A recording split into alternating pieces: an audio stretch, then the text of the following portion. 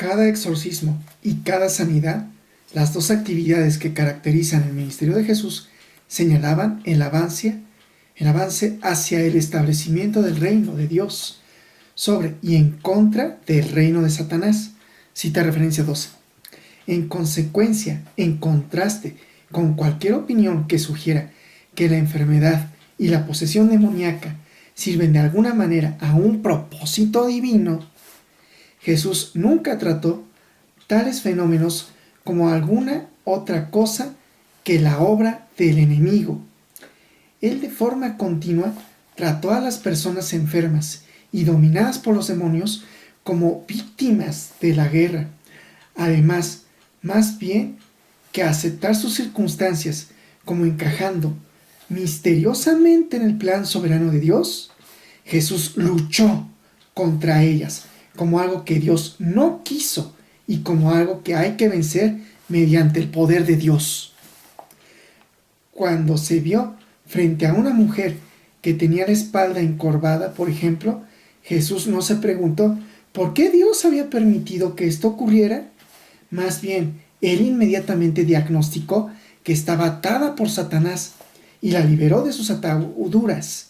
Cita a Lucas 13, versículos 11 al 16. En verdad, Jesús muchas veces diagnosticó las enfermedades como habiendo sido causadas directamente por los demonios, como cuando expulsó demonios de mudos y sordos.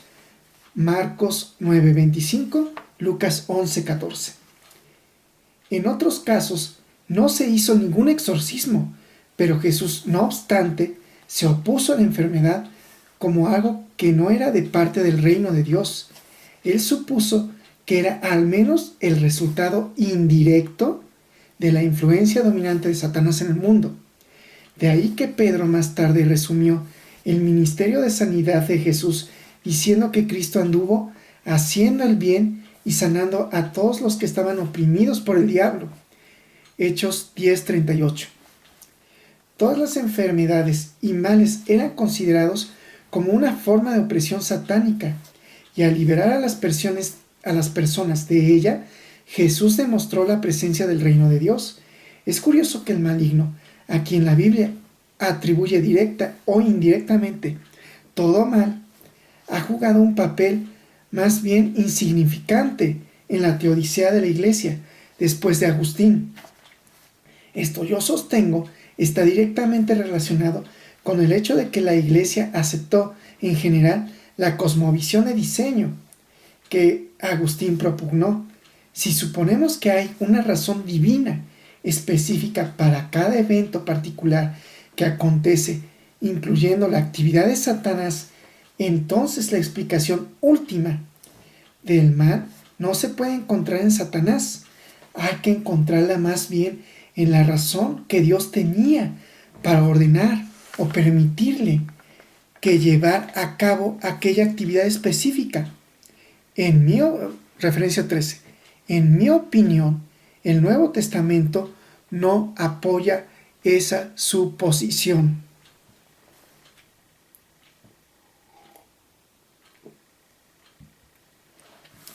La guerra en la Iglesia del Nuevo Testamento.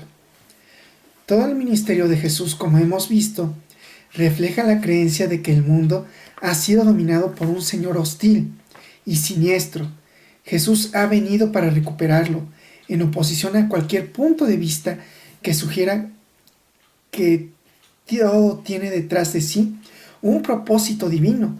El ministerio de Jesús indicó que los propósitos de Dios para el mundo hay que pelearlos y ganarlos. Jesús enseñó a sus discípulos a orar pidiendo que la voluntad de Dios sea hecha en la tierra como en el cielo. Mateo 6:10. Esto presupone que hasta cierto punto, al menos la voluntad de Dios no se está ahora cumpliendo en la tierra. Según el Nuevo Testamento, Jesús en principio derrotó a Satanás y estableció el reino de Dios por medio de su ministerio de exorcismos y sanidad, y específicamente por medio de su muerte y resurrección. Él destruyó el poder del mal. Primera de Juan 3:8 Hebreos 2:14. Desarmó los poderes y potestades, Colosenses 2:14 al 15. Y puso a todos sus enemigos debajo de sus pies, Efesios 1:22, Hebreos 1:13. Pero el Nuevo Testamento no concluye en base, o diría con base, como traducción, con base de esto, que Satanás haya cesado de estar en control de este mundo. Esta es la paradoja de la tensión del ya, todavía no. Dentro del Nuevo Testamento, referencia 14. Si bien Satanás ha sido derrotado en principio por Jesús, la victoria de Dios no ha sido completamente realizada en la tierra. Aplicar esta victoria al resto del mundo en la tarea primaria de la Iglesia, el cuerpo de Cristo. Y como sucedió en el caso del ministerio de Jesús, y ha sucedido siempre con los propósitos de Dios para el mundo, los esfuerzos de la Iglesia para aplicar la victoria de Dios al mundo se han enfrentado invariablemente a una fuerte oposición del enemigo. Aunque ellos creen que Satanás está moralmente herido, los autores del Nuevo Testamento nunca subestimaron el poder y la astucia de ese enemigo.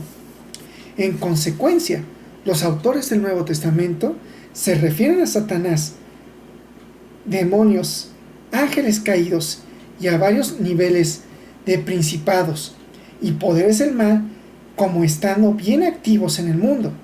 Efesios 1:21, 3:10 y Colosenses 1:16. Además, el exorcismo y las sanidades continuaron jugando un papel importante en el ministerio de la naciente iglesia. Hechos 3:1 al 10, 8:6 al 7, 14:3, 8 al 10 del mismo capítulo 14, 19:11 al 12 y 28:5. Concebían al mundo como estando sometido a la esclavitud del maligno. Gálatas 1:4, Efesios 5:16 y 1 de Juan 5:19. En el pensamiento de estos escritos del Nuevo Testamento, la influencia de Satanás continuó siendo tan dominante que poner a alguien fuera de la iglesia como una medida disciplinaria era equivalente a entregarle en las manos de Satanás. Primera de Corintios 5, 1 al 5, Primera de Timoteo 1:20, con paralelo a Primera de Timoteo 5:15. Los autores del Nuevo Testamento también describieron al diablo como un león rugiente, buscando a quien devorar. Primera de Pedro 5:8.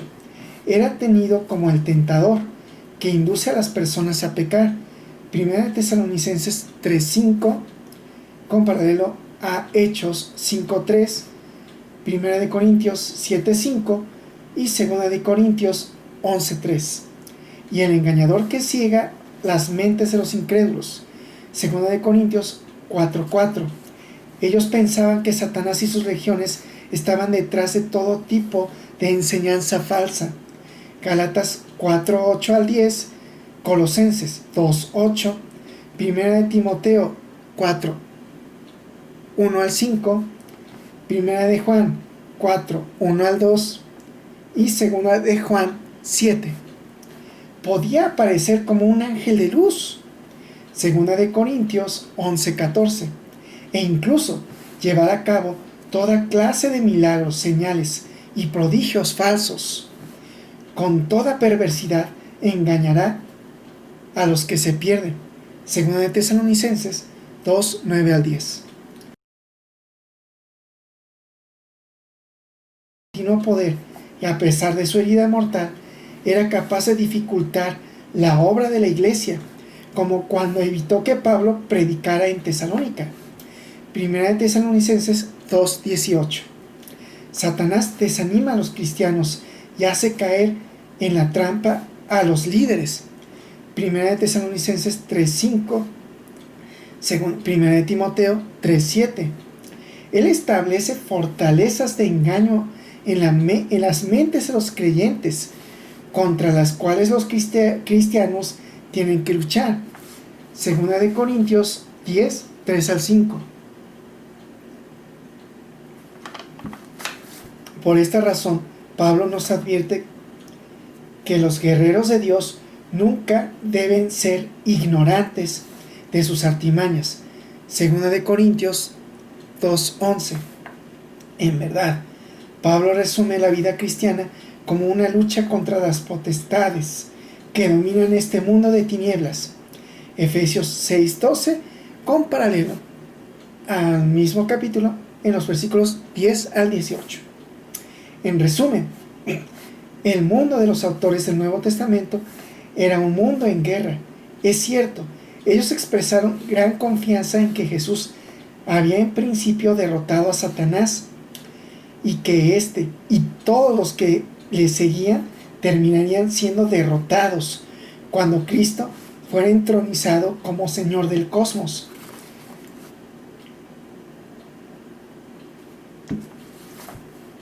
Pero también estaban seguros de que el orden actual de este mundo caído, Dios no siempre gana en este mundo. Él desea que todos sean salvos, por ejemplo, pero muchos perecerán. Primera de Timoteo 2, 3 al 4 y con segunda de Pedro 3, 9. De igual manera, Dios quiere que los creyentes se conformen a la imagen de Cristo, pero nuestras mentes y comportamientos están usualmente hasta cierto grado conformados a los criterios de este mundo y bajo la influencia satánica. Romanos 12:2, segunda de Corintios 10, 3 al 5. El Espíritu de Dios puede ser resistido y con frecuencia lo es por nuestras voluntades. Efesios 4:30 y 1 Tesalonicenses 5:19. Es evidente que el Señor y su iglesia continúan enfrentándose a una fuerte oposición al llevar a cabo la voluntad de Dios y buscar establecer el reino de Dios. Continuó poder, y a pesar de su herida mortal, era capaz de dificultar la obra de la iglesia, como cuando evitó que Pablo predicara en Tesalónica. Primera de Tesalonicenses 2:18. Satanás desanima a los cristianos y hace caer en la trampa a los líderes. Primera de Tesalonicenses 3:5. Primera de Timoteo 3:7. Él establece fortalezas de engaño en las mentes de los creyentes, contra las cuales los cristianos tienen que luchar. Segunda de Corintios 10, 3 al 5.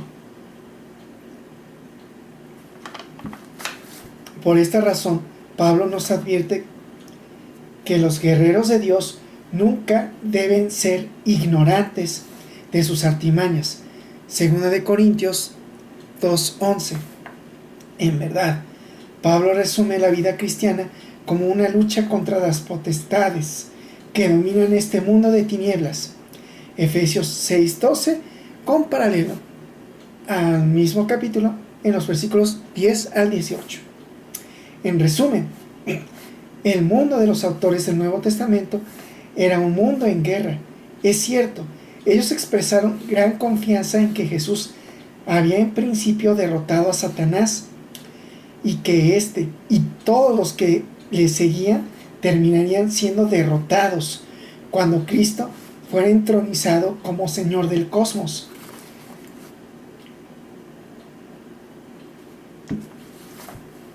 Pero también estaban seguros de que el orden actual de este mundo caído, Dios no siempre gana en este mundo. Él desea que todos sean salvos, por ejemplo, pero muchos perecerán. Primera de Timoteo 2, 3 al 4 y con segunda de Pedro 3, 9. De igual manera, Dios quiere que los creyentes se conformen a la imagen de Cristo, pero nuestras mentes y comportamientos están usualmente hasta cierto grado conformados a los criterios de este mundo y bajo la influencia satánica. Romanos 12:2, Segunda de Corintios 10:3 al 5. El Espíritu de Dios puede ser resistido, y con frecuencia lo es, por nuestras voluntades. Efesios 4:30 y 1 Tesalonicenses 5:19. Es evidente que el Señor y su Iglesia continúan enfrentándose a una fuerte oposición al llevar a cabo la voluntad de Dios y buscar establecer el reino de Dios